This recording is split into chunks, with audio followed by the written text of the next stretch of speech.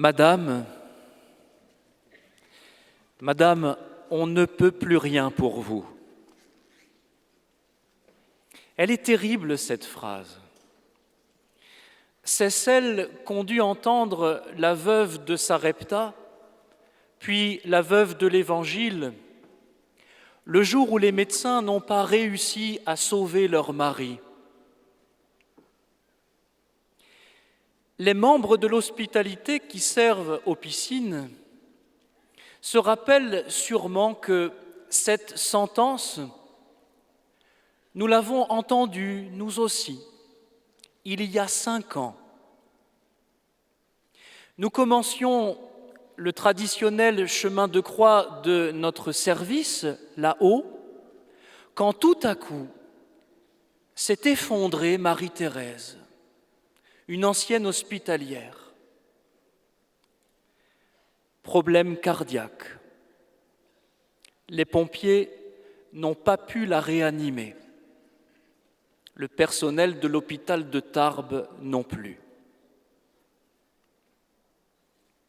Les piscinières qui m'ont accompagné en réanimation cette nuit-là en ont gardé, comme moi, un vif souvenir. Ma voix tremblait lorsque j'ai oint le front et les mains de Marie-Thérèse et que, à l'aide d'un smartphone, j'ai prononcé pour elle ces mots de l'Église qui soulagent et qui libèrent. Oui, un smartphone, pardonnez-moi, Monseigneur, c'est parce que dans l'urgence, évidemment, nous n'avions pas emporté les livres liturgiques. Humainement, nous ne pouvions plus rien pour Marie-Thérèse. Marie-Thérèse ne pouvait plus rien pour nous. Mais son passage vers la vie éternelle a marqué d'une façon indescriptible le service des piscines. C'était le 7 octobre 2017, en la fête de Notre-Dame du Rosaire, que nous célébrons aujourd'hui. C'est comme si Marie-Thérèse, malgré la grande détresse où elle était plongée, nous avait apporté quelque chose d'indicible, quelque chose qui venait d'au-delà d'elle-même et d'au-delà de nous. Quel paradoxe! Voici une personne qui souffre, qui a besoin de nous, et c'est nous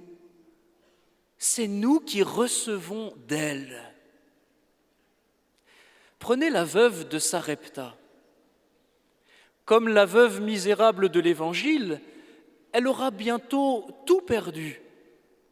Jadis, elle a perdu son mari. Maintenant, elle va perdre son fils et sa propre vie.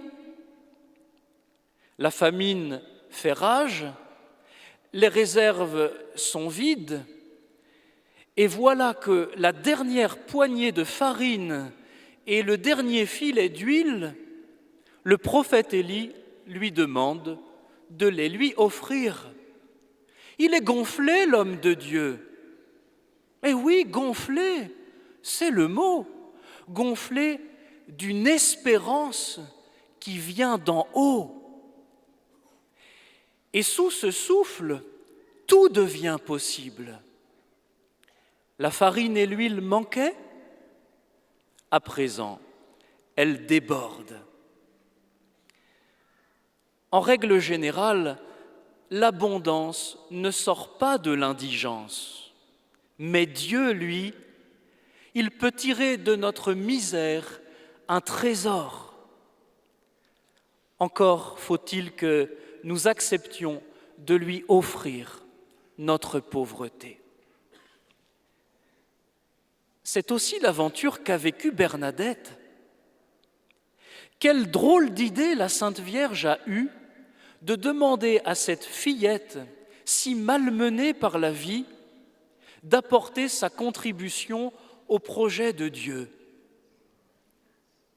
comme la veuve de Sarepta qui ramassait du bois à l'entrée de la ville lorsqu'elle rencontra le prophète Élie, Bernadette était venue ramasser du bois à l'entrée de la grotte lorsque la Vierge est venue à sa rencontre. Et comme dans l'histoire du prophète, c'est le ciel qui s'est fait mendiant d'une indigente. Avec une délicatesse infinie, Marie demande à Bernadette une faveur. Voulez-vous me faire la grâce de venir ici pendant 15 jours ? Mais en principe, c'est l'inverse. Ce sont les pauvres pécheurs que nous sommes qui prient le ciel. Ce n'est pas le ciel qui nous prie. Eh bien non. Jésus nous révèle un Dieu qui nous prie de bien vouloir lui offrir notre personne et notre histoire, aussi misérable soit-elle. Dieu ne nous demande pas d'abord d'ouvrir notre porte-monnaie.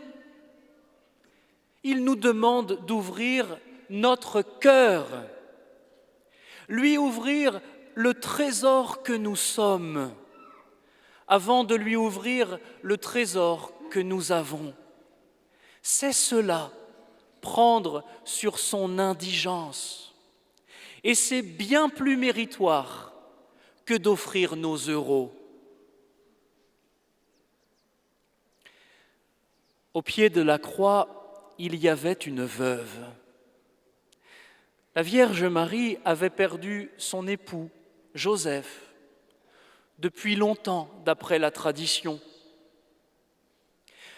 Le corps de son fils unique était couvert de blessures et chacune entamait son cœur de mère. Cette douleur aurait pu être entièrement subie, mais l'amour l'a transformée en une offrande de grand prix. De cette souffrance offerte ont jailli les flots du pardon et de la vie éternelle. Chers frères et sœurs, qui allez recevoir maintenant l'onction des malades, et vous tous qui êtes venus déposer à Lourdes les fardeaux du corps et de l'âme, vous êtes au milieu de nous le signe de la compassion débordante de Dieu envers notre humanité blessée et fragile.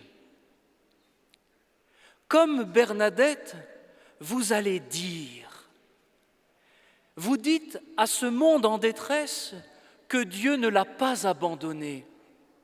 Oh, vous ne le dites pas à travers ce que vous avez, vous ne le dites pas à travers ce que vous faites, vous le dites à travers ce que vous êtes. Et cette parole est bien plus précieuse que toutes nos offrandes. Chers amis, nous vous confions à la tendresse de Dieu et de Notre-Dame du Rosaire. Mais c'est vous, en réalité, qui nous montrez le chemin de la vie. Alors, au nom de nous tous, permettez-moi de vous dire merci.